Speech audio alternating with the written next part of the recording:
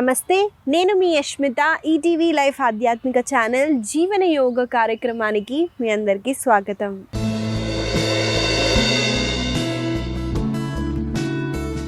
ఎలా ఉన్నారండి మీరంతా? నేనైతే చాలా బాగున్నానండి.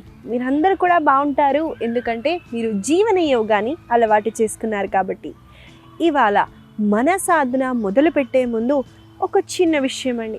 మనందరికీ యోగా సాధన ఎప్పుడు చేయాలి, ఎలా చేయాలి అందరికీ తెలుసండి. కానీ ఎక్కువ వరకు మనం ప్రాక్టీస్ని అవాయిడ్ చేస్తాము. అందులో నేను కూడా అండి, అప్పుడప్పుడు స్టార్టింగ్లో తెలియక ప్రాక్టీస్ ఎవరు చేస్తాలి అని బద్దకించేదాన్ని క్లైమేట్ వల్ల. కానీ మనము కంఫర్టబుల్గా ఉన్నదాన్ని అన్కంఫర్టబుల్ చేస్తేనే మనకి ప్రాక్టీస్ అన్నది అవుతుందండి. కాబట్టి కొంచెం పుష్ చేసుకోండి. మనని ఎవరు మోటివేట్ చేసినా చేయకపోయినా సెల్ఫ్ మోటివేషన్ చాలా ఉండాలండి మనిషికి. సెల్ఫ్ మోటివేషన్ చేసుకున్న వాళ్ళకి అసలు ఎండే ఉండదండి. కాబట్టి మనని ఒకరు చెప్పే ముందు మనం అసలు ఆ స్కోపే ఇవ్వలేదు అనుకోండి, చాలా హెల్తీగా హ్యాపీగా ఉండొచ్చు. కాబట్టి ఇలాంటి ఒక పాజిటివ్ నోట్తో ఇవాళ మన సాధనాన్ని మొదలు పెడతాము. ముందుగా మనము ప్రాణాయామం చేస్తున్నామండి, కపాలభాతి ప్రాణాయామ. ఈ ప్రాణాయామం చేయడానికి సుఖాసనాలో కూర్చోవాలి. కాబట్టి నేను ఆ పొజిషన్కి వస్తున్నాను, చూడండి. కపాలభాతి ప్రాణాయామ చేయటానికి సుఖాసనే కాదండి, సిద్ధాసనాలో కూడా కూర్చోవచ్చు, పద్మాసనాన్ని అడాప్ట్ చేయొచ్చు. ఇవన్నీ లెగ్ పొజిషన్స్ అండి. సిద్ధాసన అంటే చూపిస్తాను, చూడండి. ముందుగా నేను ఒక కాళ్ళ హీల్ని పెరినియం దగ్గర పెడుతున్నాను, ఆ తర్వాత ఇంకో కాళ్ళని ఎగ్జాక్ట్గా దాని మీద పెట్టాను. చూడండి, రెండు యాంకిల్స్ అనేవి ఒకటే లైన్లో ఉన్నాయి. దీన్ని సిద్ధాసన అంటారు. ఈ పోస్చర్ మనం చేయటం వల్ల ఈజీగా మెడిటేటివ్ స్టేజ్లోకి వెళ్తాము. కాబట్టి ఇదైనా అడాప్ట్ చేయొచ్చు, లేదా పద్మాసన, అదైతే అందరికీ తెలుసండి, చాలా సులువుగా ఉంటుంది. కాబట్టి ఈ లెగ్ పొజిషన్స్ని అడాప్ట్ చేయండి. అలాగే పామ్స్ని మనం ఓపెన్గా పెడతాము, వెన్నుముక్కని ఎరెడ్గా పెడుతూ ఐస్ని క్లోజ్ చేయండి. ఒకసారి డీప్గా ఇన్హేల్ చేస్తూ కంప్లీట్గా ఎక్సేల్ చేయండి. శ్వాస మీద దృష్టి తీసుకెళ్తూ ఇక్కడ చూడండి, మీరు బిగినర్ లెవెల్లో ఉంటే ఒక చేతిని పొట్ట మీద పెట్టొచ్చండి, లేదా అడ్వాన్స్ లేదా ఇంటర్మీడియట్ ప్రాక్టీషనర్ అయితే మీరు జస్ట్ ఇదే పొజిషన్లో శ్వాసని తీసుకుంటూ వదిలేటప్పుడు పొట్టని లోపల వైపున ఫ్లాప్ చేయండి.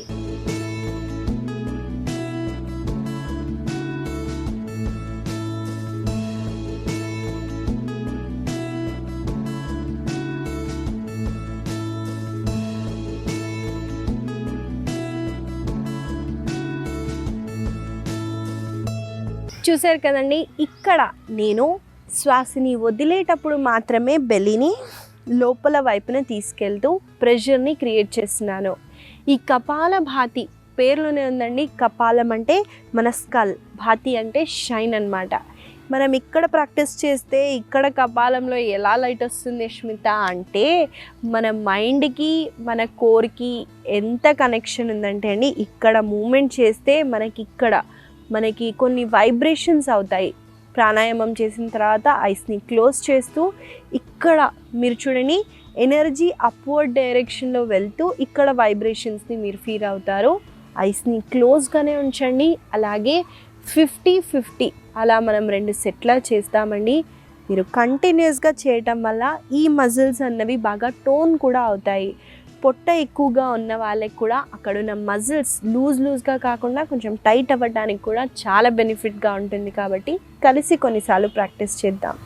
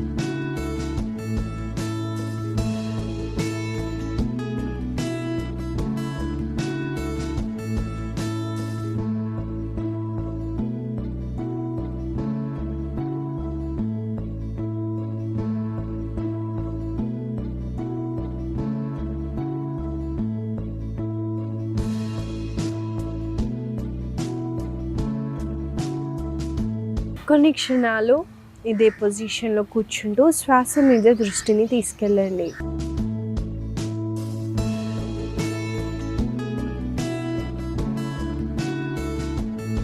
మెల్లగా 2 చేతుల్ని దగ్గరగా పెడుతూ కళ్ళపైన పెడుతూ ఒక బ్యూటిఫుల్ స్మైల్తో కళ్ళని తెరవండి. ఇదండి కపాలభాతి ప్రాణాయామం. ఈ ప్రాణాయామం వల్ల కలిగే లాభాలని కూడా చెప్పాను కాబట్టి తప్పకుండా దీన్ని ప్రాక్టీస్ చేయండి. మీరు గుర్తుపెట్టుకోండి, కొంచెం ఇంటర్మీడియట్ లెవెల్లో ఉంటే 50-50 చేయొచ్చు, కొంచెం అడ్వాన్స్గా చేయాలంటే 100 షాట్స్ ఎట్ ఏ టైం కూడా చేయొచ్చండి. కానీ ఇన్స్టెంట్ ఎనర్జీ ఫ్లో అవుతుంది, బాడీలో హీట్ పెరుగుతుంది, లెథార్జీ అంటే బద్ధకిచ్చే వాళ్ళకి చాలా బెనిఫిషియల్గా ఉంటుందండి ఈ ప్రాణాయామాన్ని కూడా ప్రతిరోజు నాడీ శోధనతో మీ సాధనాన్ని చేయండి, తప్పకుండా బెనిఫిట్స్ అయితే చూస్తారు. మనము ఇవాళ మన సాధనాన్ని మొదలు పెట్టేద్దాము. ముందుగా చేయబోయే ఆసన పేరు ఫలకాసన. ఈ ఆసనాలో ఒక చిన్న వేరియేషన్ని చూపిస్తానండి, చూసేద్దాం ఆసన ఎలా చేయాలో. ఈ ఆసన చేయటానికి నేను వజ్రాసనాలో కూర్చుంటున్నానండి. ఒక వైపున తిరుగుతూ చూడండి.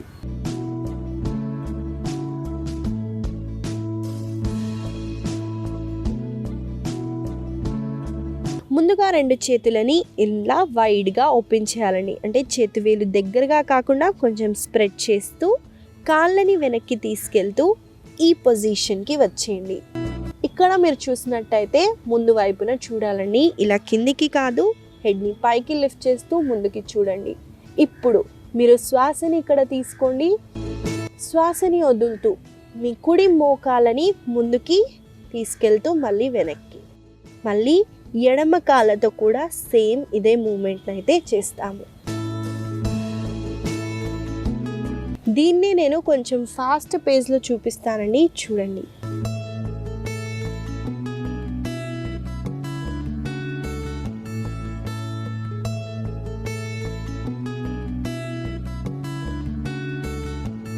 మీరు కొంచెం ఫాస్ట్గా కావాలంటే ఇలా కూడా ప్రాక్టీస్ చేయొచ్చు. మెల్లగా శిశు ఆసనాలో రెస్ట్ చేస్తూ రిలాక్స్ అవ్వండి. ఫలకాసన చేయటం వల్ల మనకి హ్యాండ్ స్ట్రెంగ్త్ అన్నది బాగా పెరుగుతుంది, కోర్ స్ట్రెంగ్త్ కూడా బాగా పెరుగుతుందండి ఈ ఆసనాలో ఇంకా మోకాలని ముందుకి వెనక్కి చేసే ప్రాసెస్లో పొట్ట దగ్గర మనకి మంచి మూమెంట్ జరిగి డైజెషన్ని బాగా ఇంప్రూవ్ చేస్తుంది. కాబట్టి మనం కలిసి ఈ ఆసనాలో ఈ వేరియేషన్తో పాటు కొన్నిసార్లు చేద్దాము. నాతో పాటు మీరు చేయండి.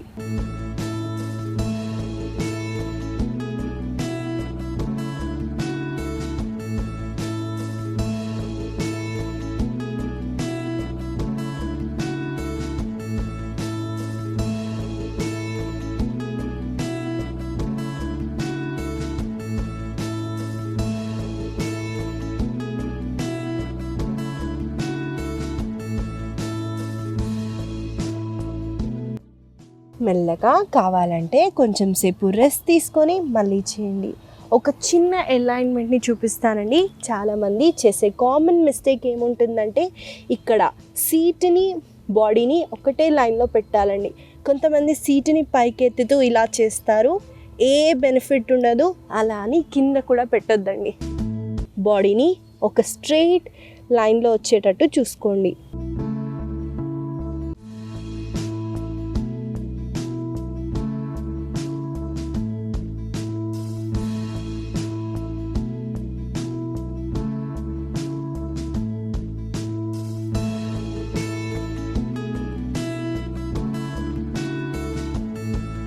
రిలాక్స్ అవ్వండి.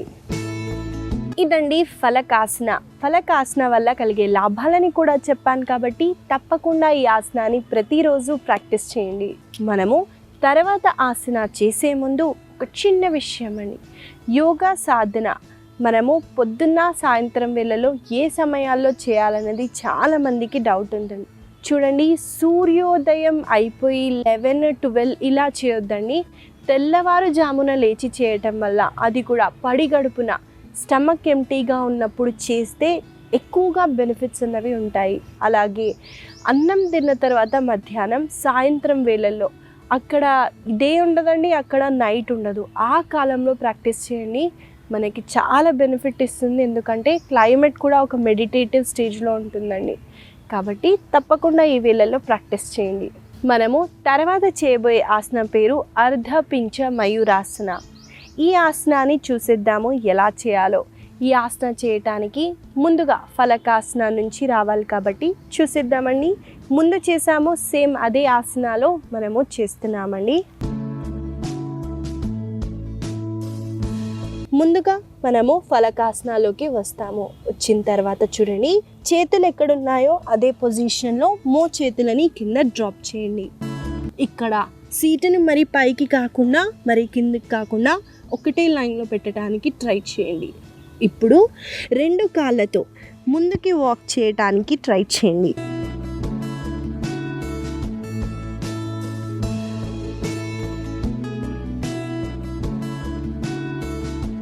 మళ్ళీ శ్వాసని తీసుకుంటూ బ్యాక్, శ్వాసని వదులుతూ మళ్ళీ కాళ్ళని ముందుకి,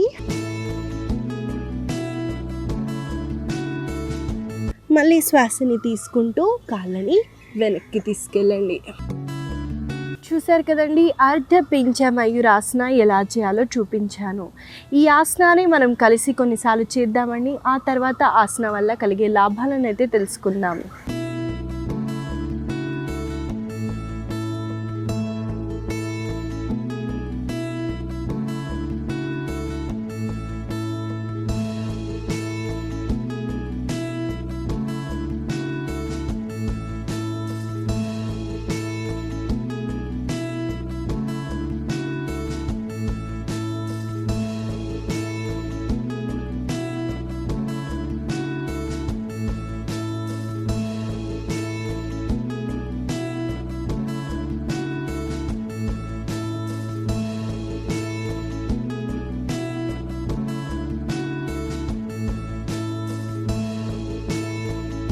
మెల్లగా మకరాసనాలో రెస్ట్ చేయండి.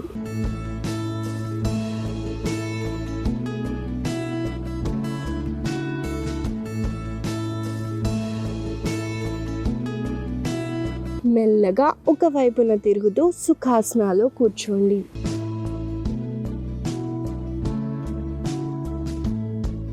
ఈ అర్ధపించ మయూరాసన చేయడం వల్ల మనకి ఆడవాళ్ళకైనా మగవాళ్ళకైనా ఇన్ఫర్టిలిటీ ఇష్యూస్ ఉన్న వాళ్ళకి చాలా బెనిఫిషియల్గా ఉంటుందండి ఈ ఆసన. మీరు గమనించినట్టయితే మనకి భుజాల మీద ఎక్కువగా ప్రెషర్ పడుతుంది కాబట్టి మనకి షోల్డర్ స్ట్రెంథనింగ్ ఆసన కూడా అనొచ్చు. అలాగే కాళ్ళల్లో ఉన్న వెనకాల భాగంకి, యాంకిల్స్కి మంచి స్ట్రెచ్ ఇస్తుందండి ఈ ఆసన. కాబట్టి తప్పకుండా ఈ ఆసనాన్ని ప్రతిరోజు ప్రాక్టీస్ చేయండి. మనము తర్వాత చేయబోయే ఆసన పేరు ఆనంద బాలాసన. చూసేద్దామండి ఆసన ఎలా చేయాలో. ఈ ఆసన చేయటానికి ముందుగా శవాసనాలో రెస్ట్ చేయాలి. కాబట్టి నేను ఆ పొజిషన్కి వచ్చేసినానండి, చూడండి.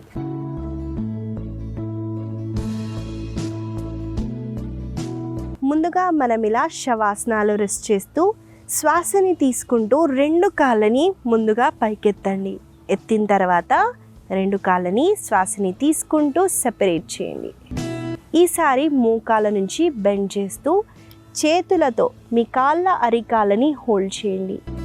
వన్స్ హోల్డ్ చేసిన తర్వాత శ్వాసని వదులుతూ మోకాళ్ళని కింద వైపున పుష్ చేయండి. మనకు మంచి హిప్ ఓపెనింగ్ అన్నది జరుగుతుందండి.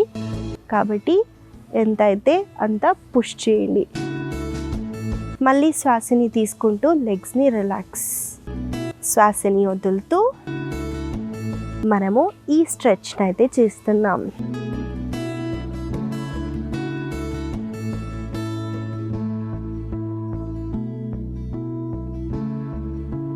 చూసారు కదండి, ఆనంద బాలాసన ఎలా చేయాలో చూపించాను. ఈ ఆసనాన్ని మనం కలిసి కొన్నిసార్లు అయితే చేద్దాము. నాతో పాటు మీరు చేయండి.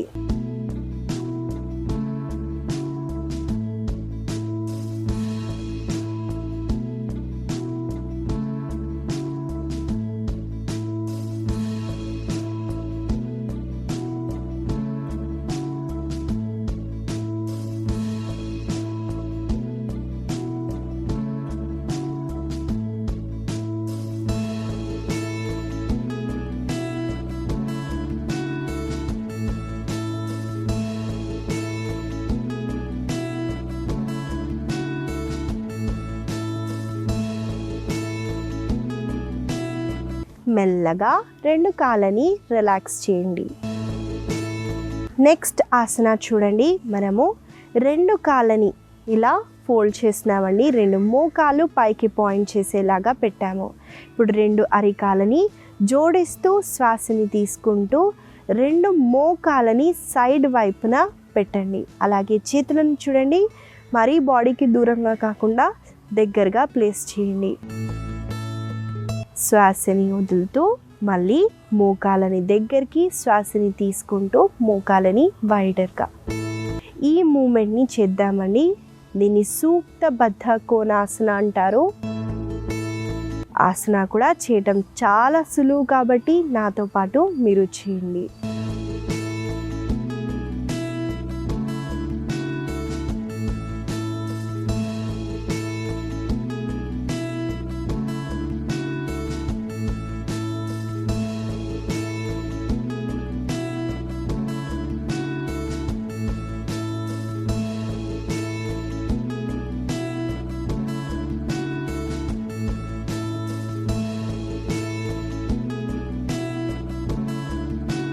ఈసారి మెల్లగా మీ 2 చేతుల సపోర్ట్తో మోకాలని హోల్డ్ చేస్తూ కింద వైపున పుష్ చేయండి.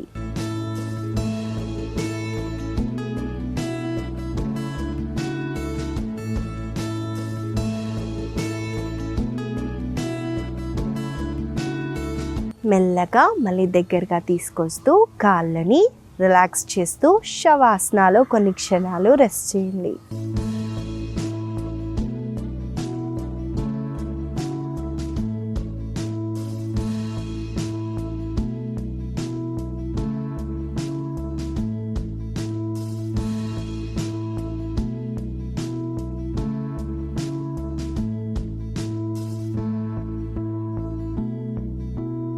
మెల్లగా ఒకవైపున తిరుగుతూ సుఖాసనాలో కూర్చోండి.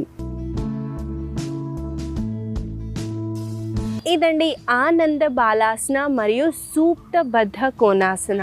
మనం చూసుకున్నట్టయితే 2 ఆసనాలు హిప్ ఓపెనింగ్ ఆసనాలండి. మనకి ఎక్కువ హిప్ దగ్గర మనకి మంచి ఓపెనింగ్ అన్నది జరుగుతుంది కాబట్టి అక్కడున్న రిలేటెడ్ ఇష్యూస్ని, మనము ట్రామాలని, ఎక్కువగా ఎమోషన్స్ అన్నవి అక్కడ స్టోర్ చేస్తాము. ఈ మూమెంట్స్ చేయటం వల్ల మనం అనుకుంటామండి మూమెంటే చేస్తున్నామని, కాదండి, లోపలున్న ఎమోషన్స్ని, ట్రామాలని కూడా బయటికి తీస్తున్నాం. కాబట్టి హిప్ ఓపెనింగ్ ఆసనాలు ఆడవాళ్ళు ఎక్కువగా చేయటానికి చూడండి. మగవాళ్ళు కూడా చేయాలని, ఆడవాళ్ళు ఇంకెక్కువగా చేయాలి. ఎందుకంటే వాళ్ళకి ఎక్కువగా హిప్ దగ్గరే ఎమోషన్స్ని స్టోర్ చేస్తారు. ఇవండి ఇవాళ మన ఆసనాలు. మనం కొన్ని స్ట్రెంథనింగ్ అలాగే ఫ్లెక్సిబిలిటీ పెరగటానికైతే చేసాము. ముఖ్యంగా రిలాక్సింగ్ ఆసనాలని, అంటే హిప్ ఓపెనింగ్ ఆసనాలని అయితే చేసాం. కాబట్టి తప్పకుండా ఈ ఆసనాన్ని ప్రతిరోజు ప్రాక్టీస్ చేయండి. ఇవాళ నేను మీకు ఇచ్చే చిన్న సలహా ఏంటంటే అండి, ఒకప్పుడు మన నాన్నలు ఏ జాబ్ అయితే చేశారో మనము అదే జాబ్ చేసేవాళ్ళమండి. కాబట్టి స్ట్రెస్ ఎక్కువ ఉండేది కాదు. కానీ ఇప్పుడున్న వర్క్ లైఫ్కి మనము కంటిన్యూస్గా మండే టు ఫ్రైడే చాలా వర్క్ చేసి సాటర్డే సండే వస్తే మంచిగా బయట తినడం, కడుపు పాడు చేసుకోవడం, మండే మళ్ళీ లేచి వెళ్ళటం. ఇలా కాకుండా మీరు సాటర్డే సండే వస్తే తొందరగా లేచి పిల్లలతో ఎక్కువగా బయటికి తీసుకెళ్ళి వాళ్ళతో ఆడటానికి ట్రై చేయండి. దానివల్ల మనకి కొంచెం ఫిజికల్గా స్ట్రెయిన్ అయ్యి మంచిగా మనకి ఫిట్నెస్ ఉంటుంది. అలాగే పిల్లలతో గడిపామన్న క్వాలిటీ టైం ఉంటుంది. ఇంట్లో వచ్చిన తర్వాత మంచిగా హెల్దీ ఫుడ్ని చేసుకోండి. సాటర్డే సండేస్ చాలా బ్యూటిఫుల్గా అవుతాయి. ఈ చిన్న సలహా మీకు ఉపయోగపడుతుందని ఆశిస్తూ మళ్ళీ కలుద్దాం.